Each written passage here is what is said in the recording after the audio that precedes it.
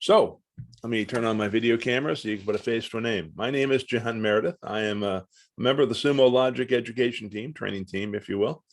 And I am based on the U.S. East Coast, specifically out of my home in Bedford, New Hampshire. So wanted to welcome you all to the Metric Workshop. This workshop came to be for two real reasons. Number one, our customers looked at our previous interface for metrics and said, you know, it's too hard, it's too complicated. And you know what? They were right. So our developers went back to the development area there and redesigned it, make it simpler and easy to use. And I think hopefully you'll agree with me today that when you play with it and see with it, you'll find it much simpler to use. So hopefully you'll enjoy the changes as much as I do. The second reason that we're doing this workshop is, quite frankly, a lot of our customers who use Sumo Logic, of course, mostly use it for logs. And the issue is that they're not using the metrics as much. And they're really, quite frankly, you know, when you sign up with Sumo Logic, you know, to ingest your logs, you get so many metrics free, and they're underutilizing those free metrics. And so we thought we'd put this workshop on to help promote and make people aware of metrics and how you can do that. So the only question that I have for you guys, as I said, is if you got questions, feel free to ask them. As a guy who's been teaching most of my career, I can attest to you that when you know, you have a question, you help focus the instructor on what's important to you, and I appreciate that. We appreciate that. The other thing too is it gets your other classmates to think with regards to questions that they might have. So I would encourage you to ask your questions and anything we can do to help. We'll basically go from there. I am going to stop the video just to save some bandwidth here, if you don't mind. And let's go ahead and get started. So our agenda today, we're going to talk obviously about what a metric is, a little overview into Sumo Logic, right? A little demo and data flow. We're actually going to make this hands-on. So we're going to log in here in a little bit to our training environment and give you a chance to do some things. I see somebody raised a hand. I don't know if that was accidental or not, but if you've got questions, feel free to let me know. Also, I see a bunch of folks have just joined us, so I'm enabling their microphones. So if they want to ask questions, they certainly can. Otherwise, you can put them in the chat box. It's entirely up to you. Okay. So, no problem. Thanks, Steve. And like I said, let me enable some of these nice folks who've just joined us to talk. So our game plan here, like I said, is going to be, you know, a couple slides, a little overview. Then we're going to actually log into the training environment. We're going to run some metric queries and see how that works and see how that interface looks. Then we're going to go and talk about analyzing queries and dealing with our applications. We've got a bunch of pre-built applications with pre-built metric queries that you and I can run and see and play with. Then the last conversation we're going to have is we're going to talk about unified alerts, specifically creating a metric alert. So we'll basically show you that, and then we'll talk about, you know, where to go from here. So that's our game plan. And as far as metrics go, right, metric is nothing more than a data point that measures the value of something, typically over time, right? So, you know, you think about those of you who have kids, if you've watched your kids grow and stuff like that, the height of your kid every 6 months, that's kind of a fun one. The weight once a week, I'm not going to weigh myself once a week, thank you very much, but feel free to. So these are things you typically do something over time, right? And when we think about our environments, right, our company environments, you know, what is our CPU utilization over time? What is our disk space availability over time? And then, of course, we can also translate it to various actions as far as, you know, what is our SLA, our service level agreements, and how are we doing with regards to that? Those key performance indicators that we want to track, we can build a dashboard to, or build some sort of a query here. This is ultimately a query. And we can see visually what kind of information and see how things are going, making sure that we're maintaining our, again, service level agreements, make sure we're maintaining our environments properly, make sure we're, you know, just seeing how many customers we have that are happy and that sort of thing. So we could have a metric that says, you know, please rate us for your customer satisfaction scores, or, you know, your customer satisfaction type scores. So lots of things here that you and I can do with metrics. Now, when we talk about metrics, we talk about something called data points per minute. So as I mentioned earlier, a lot of our customers, when you purchase Sumo Logic and you say, I want to ingest this much data, and you're allotted so many DPMs, so many data points per minute. And many of our customers, like I said, don't even come close to using their allotted DPMs. And so that's, again, another reason we built this workshop, just to encourage you to take advantage of something that you're already, quite frankly, paying for. So we want to try to help you out here a little bit. Okay. A couple things about metrics. We typically, when we ingest metrics, we don't store or ingest metrics that are more than a week old. For us, a metric needs to be fairly current, right? We want to be able to see it. We want to be able to analyze it. We want to be able to see. We don't want to go back a year or a month or whatever and start bringing in old metrics. It doesn't do us a lot of good. So the same token, we will take that raw data, whether that raw data comes in every 5 seconds, 10 seconds, 1 minute, whatever. We will typically take that metric raw data and we will retain it for 7 days. Then as we bring that data in at 1 minute intervals, we will calculate the min, the max, the sum, the count, and the average. And we'll retain that at 1 minute intervals for 30 days. And then we'll also do it at 1 hour increments. And at 1 hour increments, again, we do the min, the max, the average, the sum, and the count.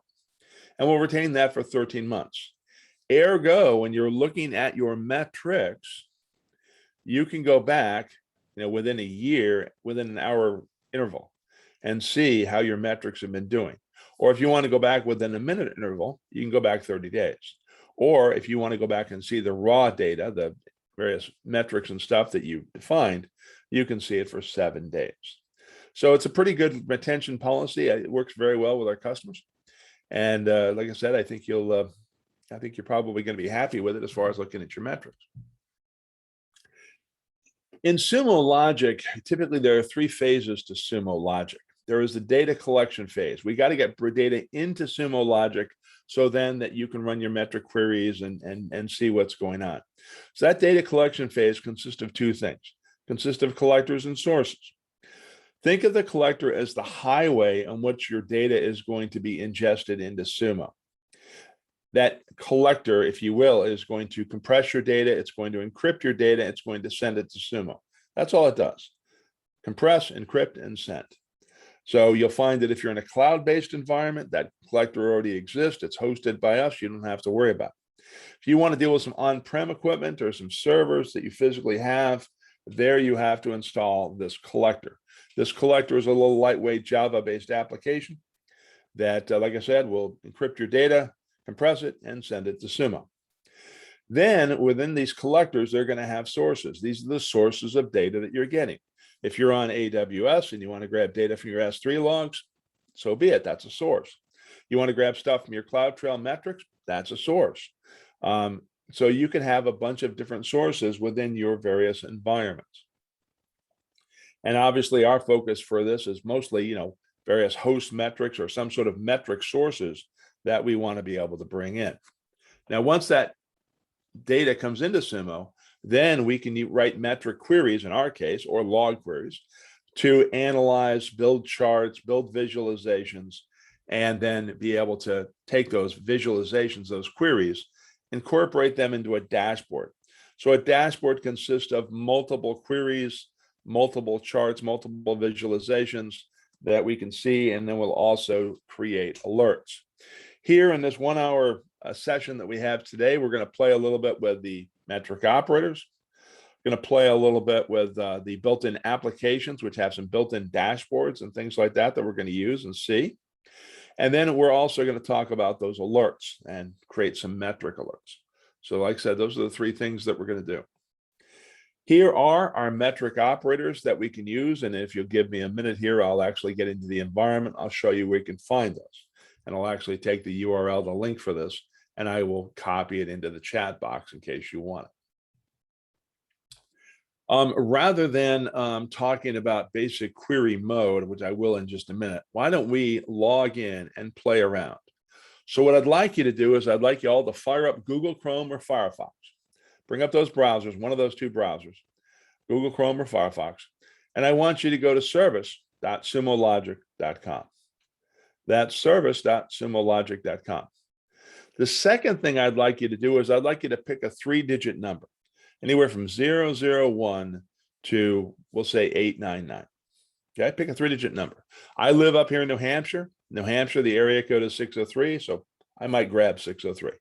Anybody from the UK, probably a big James Bond fan, will grab 007. All right. Somebody will grab 123, somebody will grab 456, whatever you want.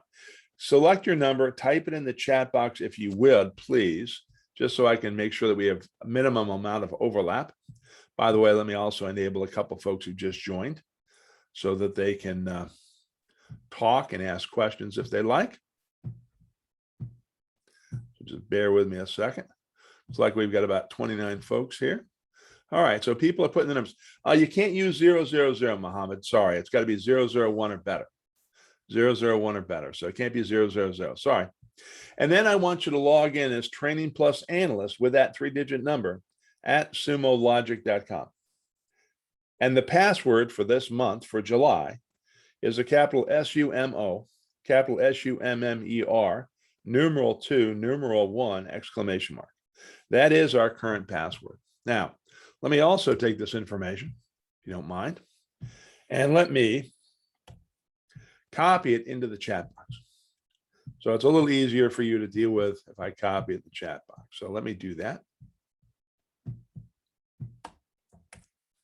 Make it a little easier. By the way, let me put my contact information in here. And the reason I'm putting my contact information in here is because, like I said, next month, that password's going to change. I don't know what that password's going to be for August yet. Don't know. But when we change it, I'll know. And so if you get stuck and you want to play in our training environment, you can certainly let me know what password, let me know, send me an email and ask me for the password, and I'll give it to you. Now, as I said, I asked you to log in. So let me show you what's going to happen here. You're going to go to service.sumologic.com. And that should take you to an interface that looks something like this. And then you can log in, like I said, pick a 3-digit number, right? So maybe I'll grab 603 for argument's sake. So Training Plus Analyst 603 at sumologic.com. And if I get rid of all of this, and if I turn it on so I can actually see what I'm looking at, the password is Sumo Summer 21, exclamation mark. Yeah. And you should be able to click the sign in button, and it should, in fact, log you in. Okay. So it'll log you in, and depending on which, where the person last logged in here or left this, you may see different things. But you'll see maybe you'll see a panel over here to the left. Maybe you'll see some stuff over here, whatever. I'm going to log out as that Training Analyst 603, if you don't mind, and I'm going to log in with my account. So in case somebody gets stuck, I have administrative rights, can help you out. So what I'd like to do here real quick is make sure you guys all got logged in. So bear with me a second. I see I didn't add the poll here for logging in. Anybody having problems logging in right now? Is everybody logged in? Anybody having issues? So again, you're going to fire up Google Chrome or Firefox, and you're going to go to service.sumologic.com. Okay, thank you, Melinda. Then you're going to pick a 3-digit number, anywhere from 001 to, we'll say, 799 or 801 or whatever.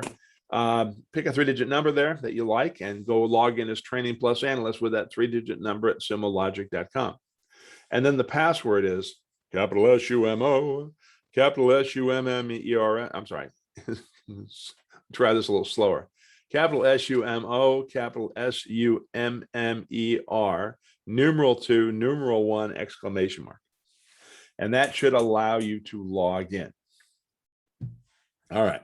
So let's go take it for a spin here, and let's play around. Okay. Thank you very much. Yeah, a couple of you acknowledge that you're in. I'm going to assume that you're all in. Again, if you've got any problems, let me know. But over here is my navigation panel. If your navigation panel is not open, it's not a big deal. Over here where it says Sumo Logic and we got this hamburger menu, if you click anywhere up here, it'll open up your navigation panel. So here is our navigation panel. And here specifically, I'm looking at my library. My library is a shared area that you and I and others can see.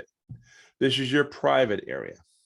And then we have also can mark things as favorites, and we can see recent things that we've opened and so forth and so on.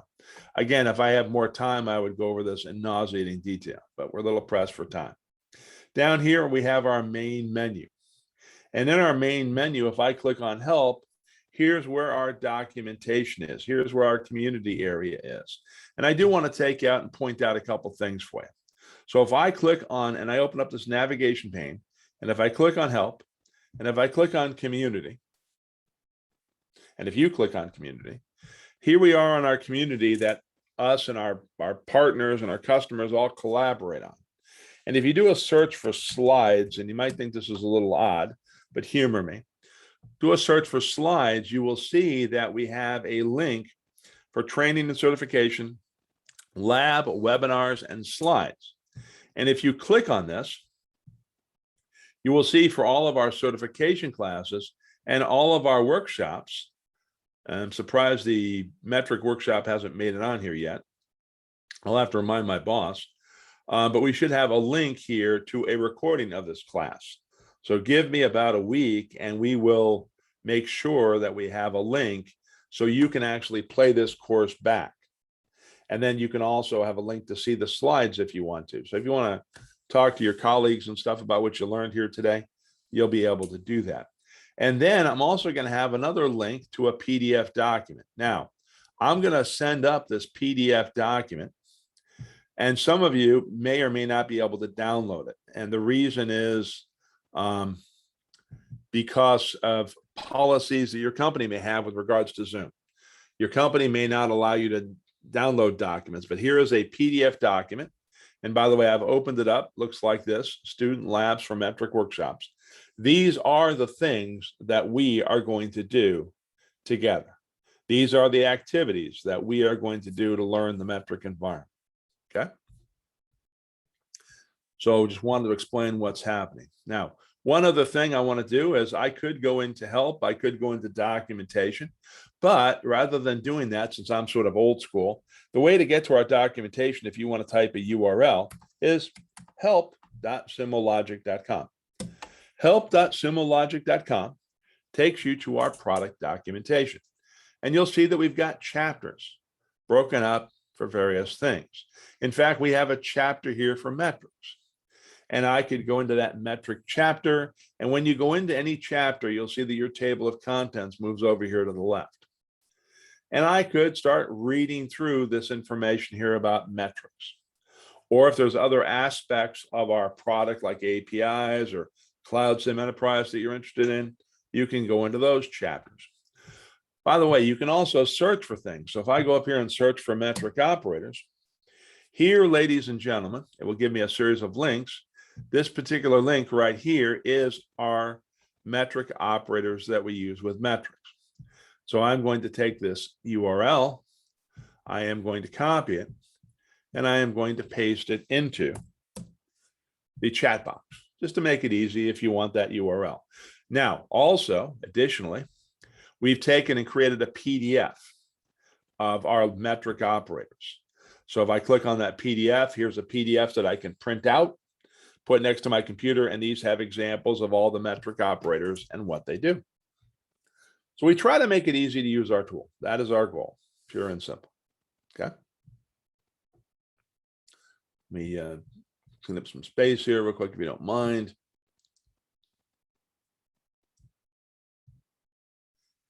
And close that little rascal up. So let's see what we got in the chat.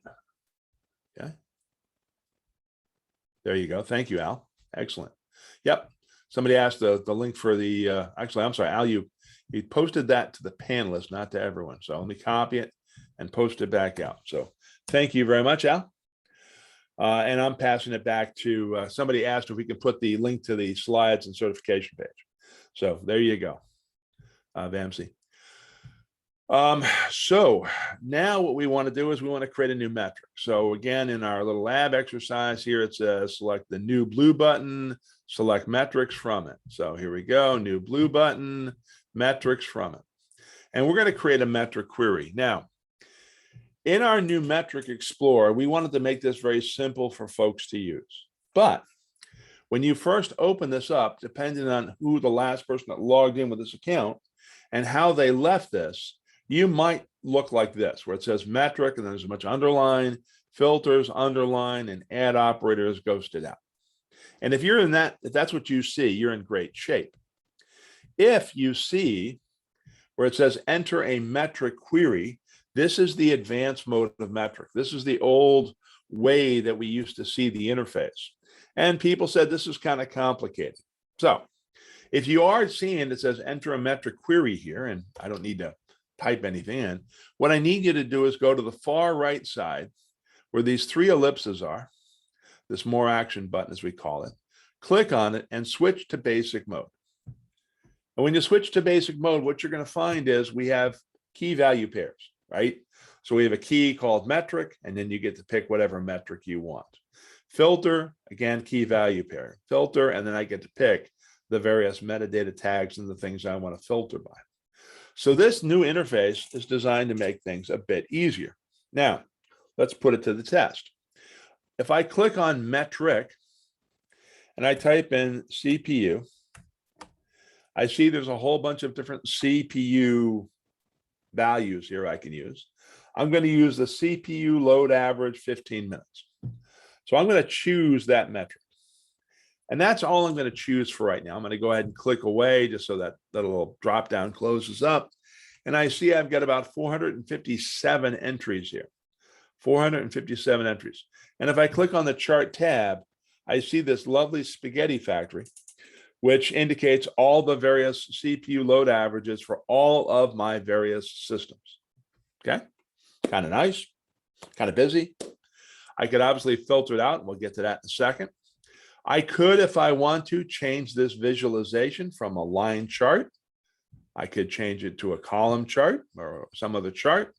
I could also change it if I wanted to some sort of a pie chart or donut chart. Okay, yeah, abstract art. You're absolutely right, Melinda. I could change it to a honeycomb type chart.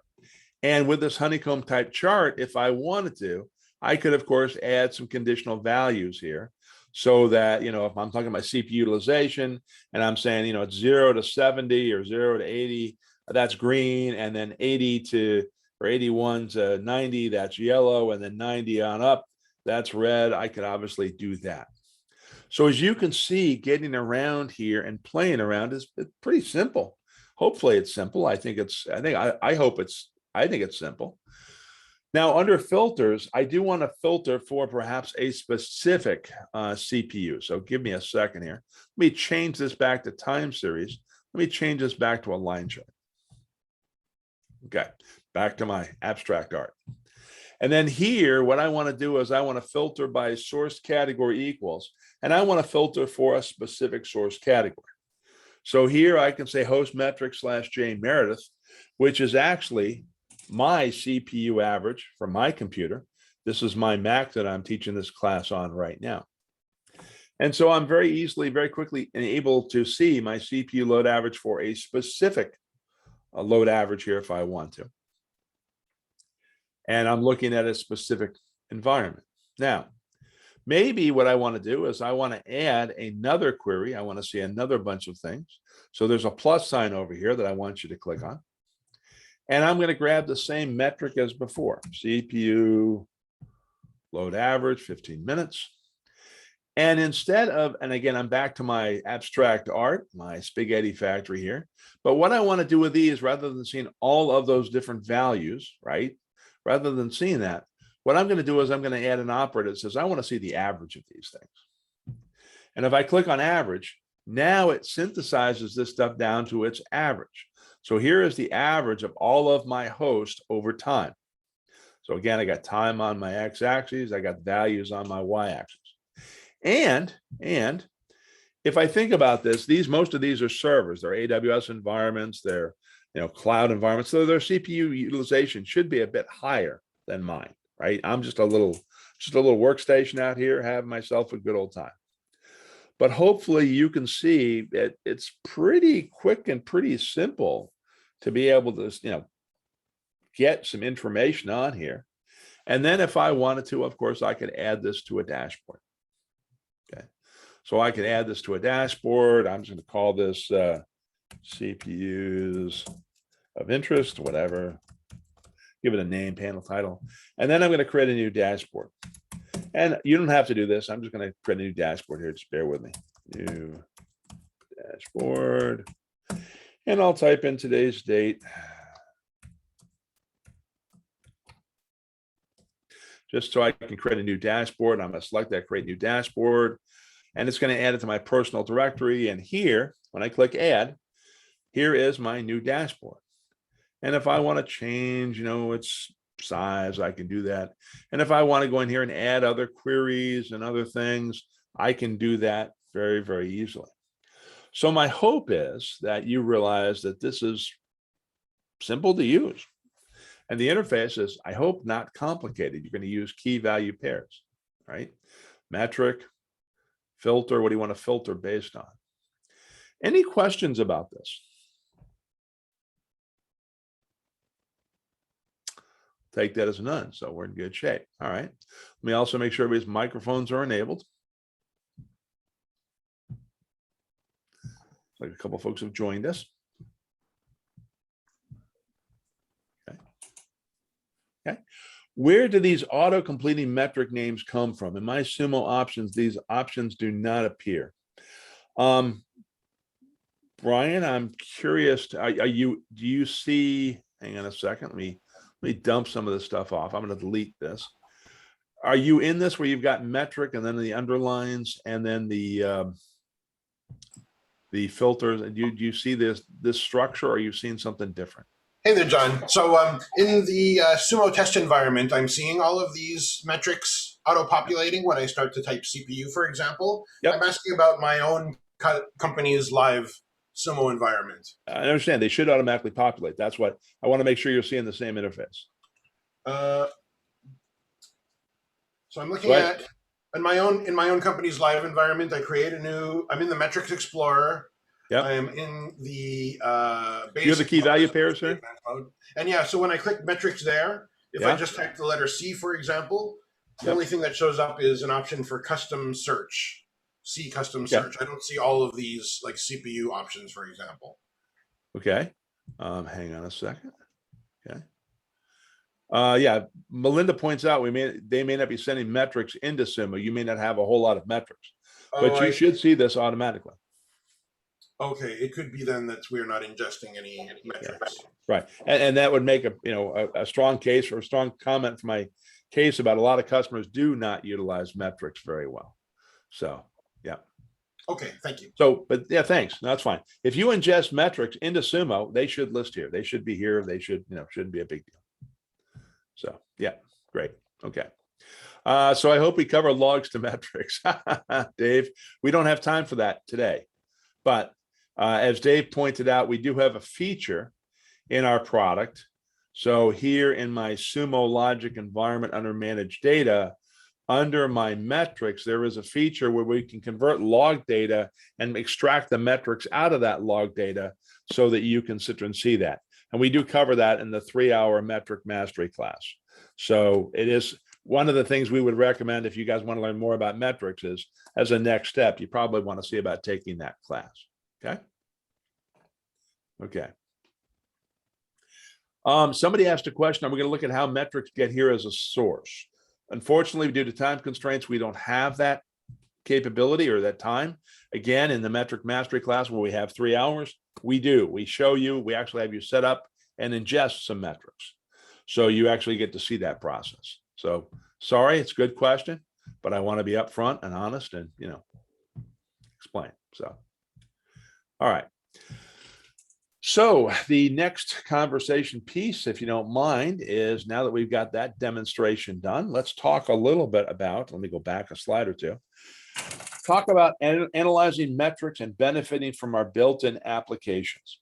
We have almost about 200 apps pre-built with queries and graphs and visualizations and dashboards and stuff ready to go out of the box in various areas. So for example, if you're consuming Zoom, and we are all consuming Zoom right now, we can see how our users are using Zoom. And some of those queries typically look at metrics, right? How the the amount of bandwidth people are using, and et cetera, et cetera. So we've got a whole bunch of applications, and I'll show you where those apps are in just a minute. But these apps typically allow us to look at full stack observability.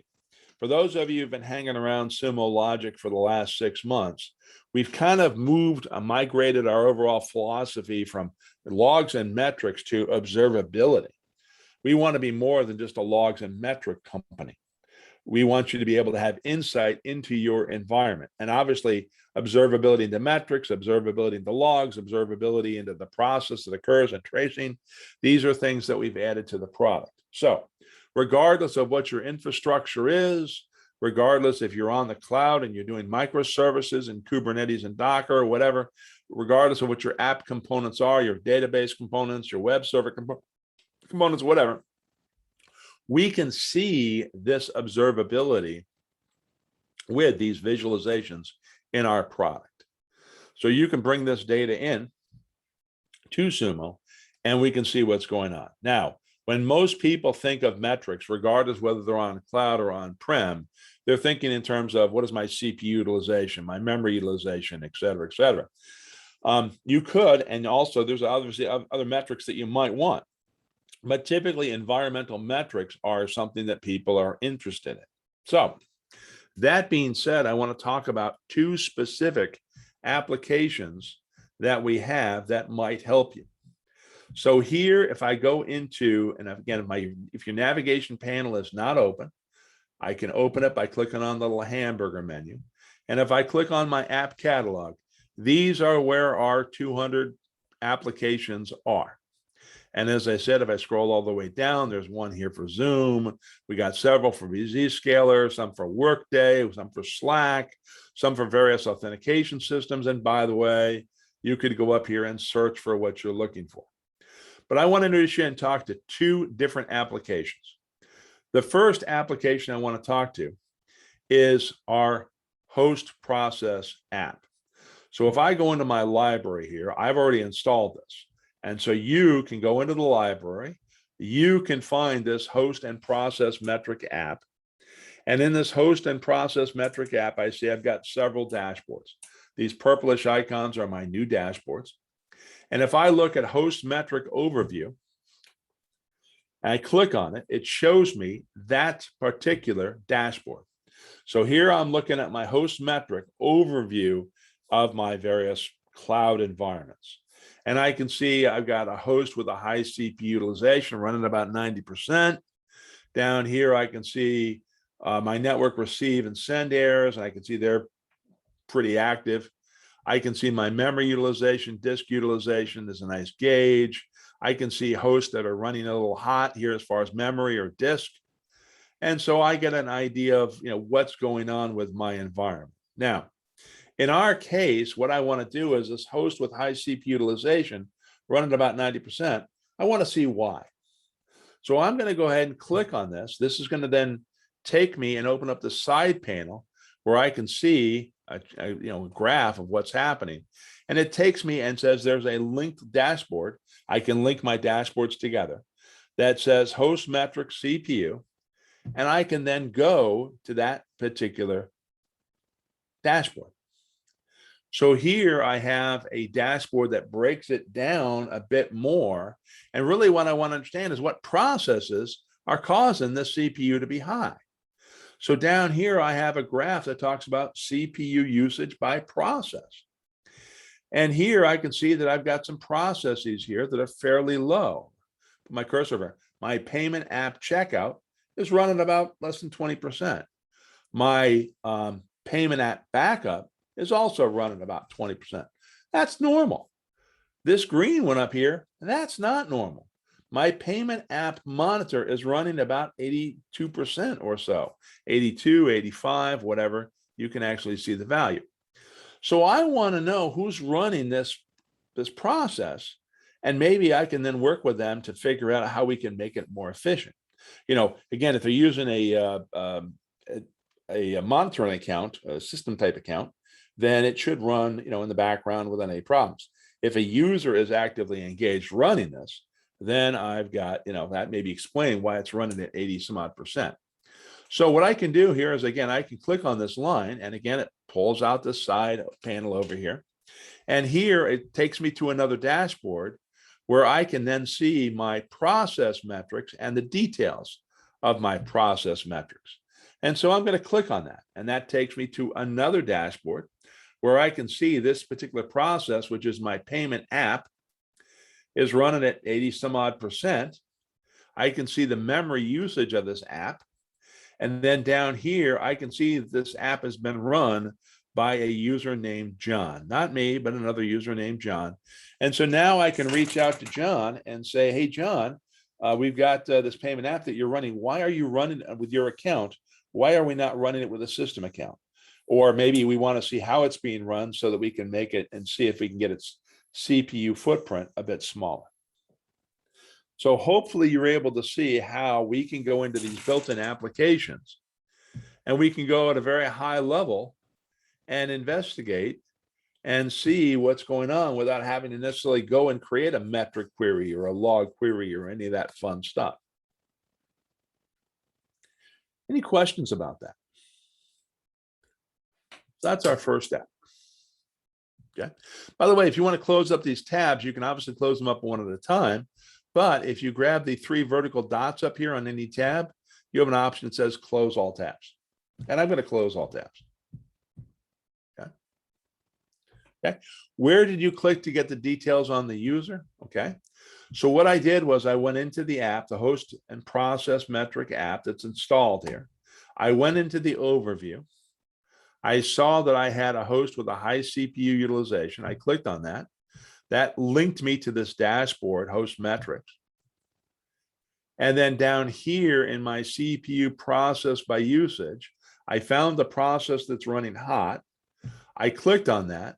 That gives me the ability to see the details of that.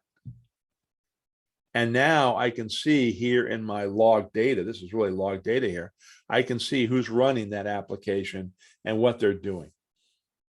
By the way, in these queries, I could click on the 3 dots and I can open this up as a metric query. And I can see basically what this metric query is and the kind of information that we're seeing. So I can see the underlying metric query if I want it. So I hope that answers your question, Wilfredo. You're very welcome, sir. Thank you very much for asking. And again, I'm going to go ahead and close these little rascals up and close these tabs up. Okay. Okay, right. Sven points out, and thank you very much for pointing this out, Sven. Sven says, you know, the app catalog on our end only has host metrics, not host and process metrics. I should have told you, and I apologize for this. The host and process metric app is not out yet. It should be out at the end of the month. So this is coming. So Sven points out when he goes into the app catalog and he searches for host, he sees this one. He doesn't see the host and process metric. I'm going to give you a sneak peek, or gave you a sneak peek, at a new app that's coming out that you will see, should see it here probably in a week or so. Okay, so thank you. Now, speaking of that, I am going to look at a MySQL app, and that's MySQL app. That's the next one I'm talking about. That app does exist, okay? And if you wanted to, you can install it.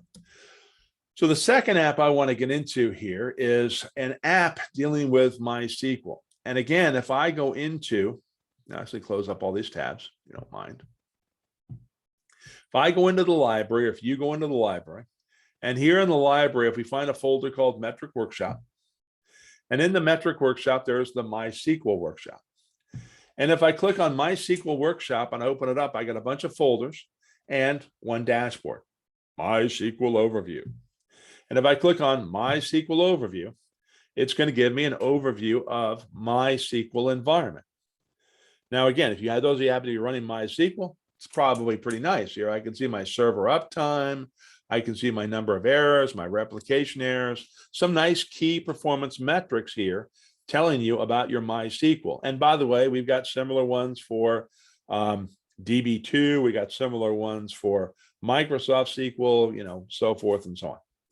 Now, one of the areas that I want to focus on here is the excessively slow queries. I have 5,170 queries in the last 24 hours that are running excessively slow. So as we did before, I can click on this. That side panel comes out from the right, and I could look into logs and all that stuff. But really what I want to do is I want to go to this link dashboard. And I want to look at MySQL slow queries. And now this takes me to another dashboard, which is focused on my slow queries. So here I can see my top IP addresses of slow queries, my top users who are firing off slow queries by host.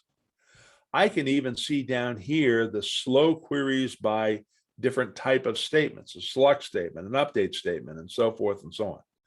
I can see the average execution time of my different slow queries. Something I forgot to point out in your legend, if you want to, you can turn on or turn off some of these values so that you can kind of filter and see what you want. You can also filter up here in the filter line. But as I scroll down, I'm able to see some data here that talks about my top 10 slow queries by average execution time. So I can see what these queries are, and maybe I can then start to analyze these queries, look at their execution plans, and see if I can improve upon these. So I can now, I see which of my top 10 slowest queries, and now I can take action on these queries to see what's happening. I can also see by frequency. So the point is, this dashboard makes it very easy for me to take to a metric, and I see I've got a problem, some value that's out of whack, and then I can use it with other dashboards, and it kind of helps me walk through the story and the problem of this issue of excessively slow queries. And now I can see what's causing that. And now I can then take corrective action. So any questions about this example? And again, if you're following along in your metric workshop, you'll see that we're on the metric app demo here. And this first page here is the host and process metric app. The second page, page 6 of 11, is the MySQL app.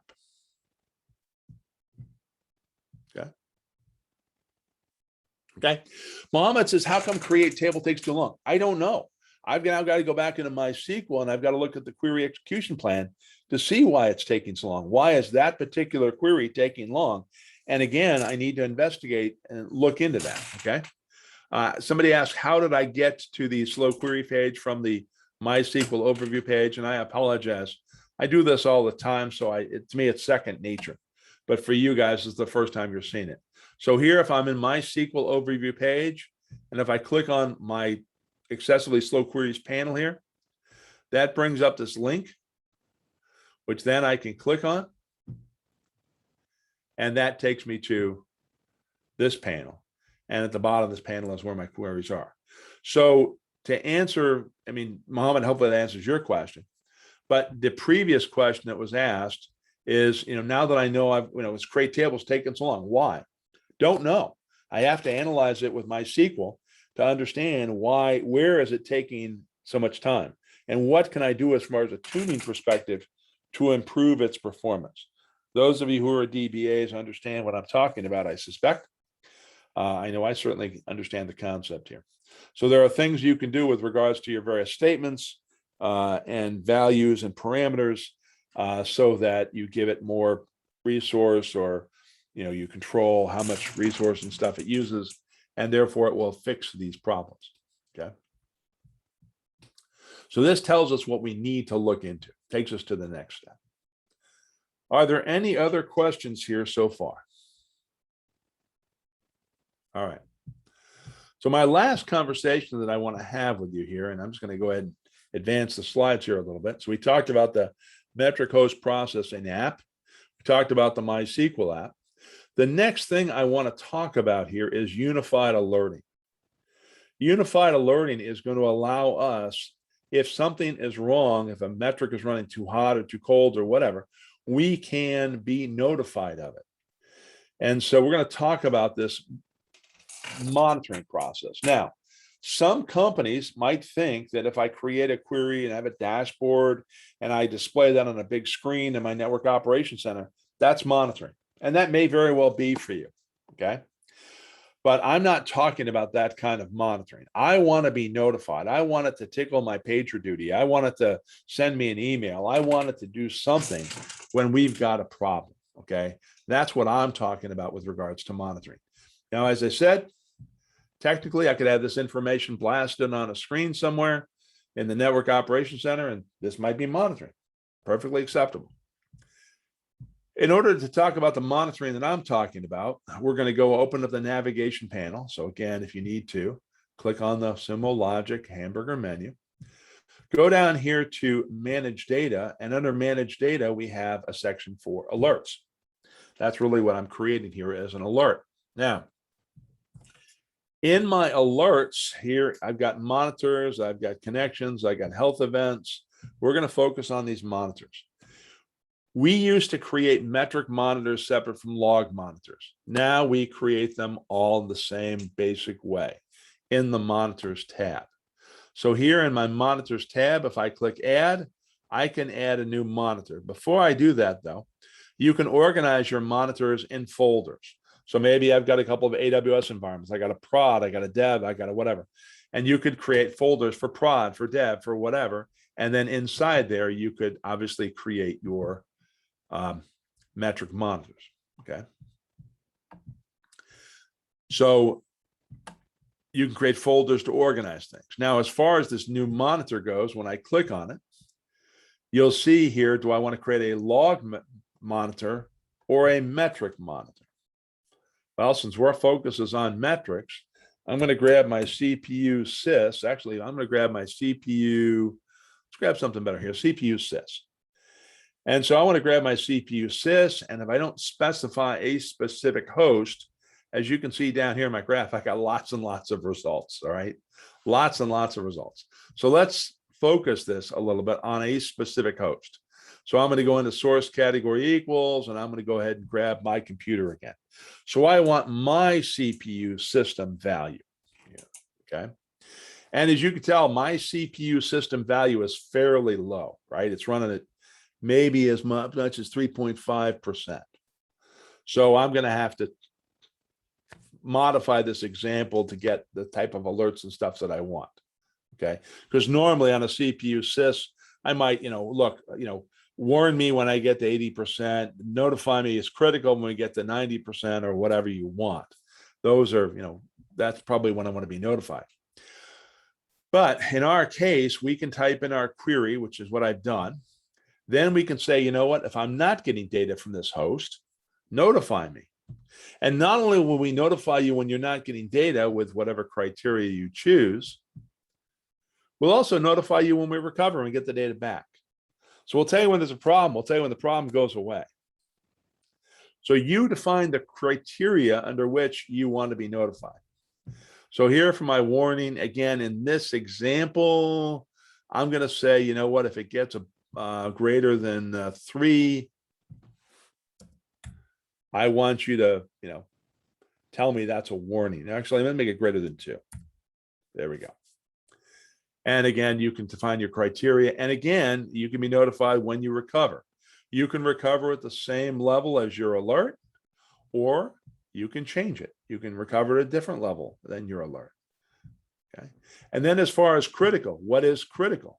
Now, obviously, I would never set a CPU for criticality at 3%, but for this, I will, just so we can see what happens.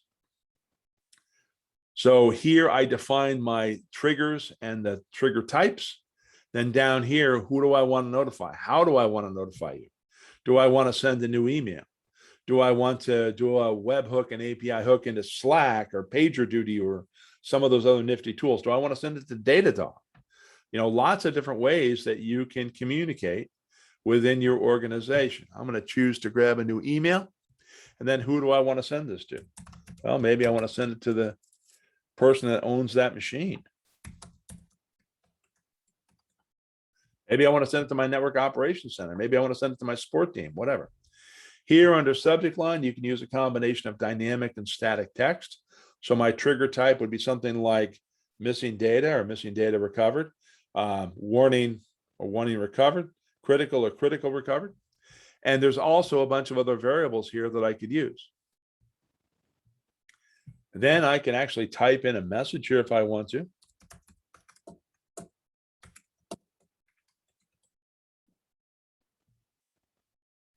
And it will also add some other additional details in here. And then I decide, when does this email fire? When I'm missing data, recover. When I've got warnings, when I recover. What criteria? You may want different emails to fire for different people. And so you can add a different notification here for, maybe I want, when it's critical, I want to have a different notification. So, and then all you've got to do is give this thing a name and save it. Now, personally, I wish they put the save button down here at the bottom. So as I'm flowing through this, the save button's there at the end, but it's up here at the top. Not quite sure why, but that's okay. So now I see here are my monitors, and I see the monitor I just created, and I can see its current state. It's currently normal. I'm sure if I put some load or something on my system, I could get it to go warning, I can get it to go critical. If I want to, I can, of course, disable this. I can duplicate it. I can delete it. I can do all kinds of things. But I can also see here which of my alerts are in a critical state, which are at warning states, which have been disabled. I'm going to go ahead and delete that monitor. I'm also going to go ahead and delete this other monitor that I created the last time I taught this. But that's how you and I can create monitoring. What questions have you? Doing okay? All right, let's wrap it up. So, my hope is that you all take away from this that, number one, our new metric interface makes it fairly easy to create powerful metric queries. That's the first thing I hope you realize. The second thing we talked about was those built-in applications to get you insight into what's going on without having to write a bunch of queries. And those are built, those are available for you right now, with the exception of that host and process metric that's coming out at the end of the month. And then last, we talked about unified alerting and how we can create a metric alert to provide us proactive information. Okay. John Duncan asked a question, will this recording be available to watch again? Yes, it will, John. Actually, what I've got to do, and I thought it was available. There is a link here, John. Let me go find it here real quick. There is a link that I'm going to copy and put back in here that will take you to all of our courses and all of our workshops, with the exception of this one. I asked my boss last week or 2 weeks ago to add this one in there with this recording, and he hasn't yet. So I will follow up on that today. But the short of it is, if you go to that link, and let me just stop my slides here for just a second. And let me go to that link here real quick. You'll see all of our courses, and you'll see recordings for all of our courses. And like I said, there will be a metric basic workshop here with links to that recording. One of these recordings, I've got, like I said, we've got several recordings of this class. You'll also have a link to the slides. You'll also have a link to that PDF document. Okay. So hopefully, John, that answers your question. Thanks for asking. The last conversation piece is, where do I go from here? Well, you could go into our documentation. Remember, that's help.sumologic.com. And we have a chapter on metrics. We have a chapter on Sumo Logic apps, all our various applications. We also have a bunch of YouTube videos for those of you who are into microlearning. If you go out to YouTube and you do a search for Sumo Logic, you'll find we've got a channel out there that we talk about how to install a collector, how to install a source, how to create metrics, how to do logs to metrics, all kinds of quick little 5-minute topics, 5-minute videos to help you do specific things. And of course, as a trainer, I would be remiss in my duties not to mention that we also have a whole bunch of courses. So logically, if you want to know more about metrics, this virtual cert jam metric mastery class, which is a 3-hour class, is the logical thing to take after this if you want to know more about these classes. Okay. And we also, by the way, besides doing these virtual classes at various time zones throughout the world, we also are trying to do regional search jams, if you will. So, for example, those of you in North America, we typically do North America search jams. We do European search jams, Asia Pacific search jams, and so forth and so on. So you look at our schedules, go out to this website here if you want, and you can then see what's available. I hope at some point in time, once COVID numbers all get better and well and all that stuff, we start, meeting up and traveling. We start holding these regional search jams face to face. So we get a chance to, work together and collaborate together and meet and greet and, break bread together and all that fun stuff. So that is that. What questions have you with regards to metrics and this presentation?